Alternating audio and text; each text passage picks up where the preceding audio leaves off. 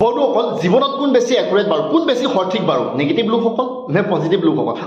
আপুনি কনফিউজ হৈছে মই আপোনাক কি ধৰণৰ প্ৰশ্ন সুধিলোঁ বুলি বন্ধুসকল মই একদম ৰাইট কুৱেশ্যন সুধিছোঁ মোৰ নাম মনজিত গগৈ মই ৱেলকাম জনাইছোঁ আজি এটা নতুন ভিডিঅ'ত বোলো অ' হৰি অ' ৰাম ভিডিঅ' মাতো মই সেইটোৱে চাওঁ য'ত জীৱনৰ সমস্যা সমাধান বিচাৰি পাম মই এই প্ৰশ্নটো সুধিছোঁ আপোনাক নতুন জীৱন নিৰ্মাণৰ এটা ভিডিঅ'ৰ পৰা আপুনি নতুন জীৱন নিৰ্মাণ কি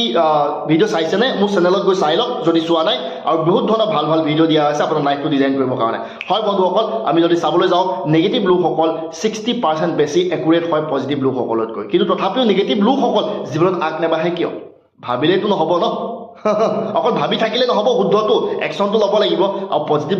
লোকসকলে কি কৰে নিজৰ লাইফত একশ্যন লয় ফেইল হয় কিন্তু চেঞ্জ লয় নিজৰ ডিচিশ্যন লয় যে মই এইটো চেঞ্জ আনিম আৰু চেঞ্জ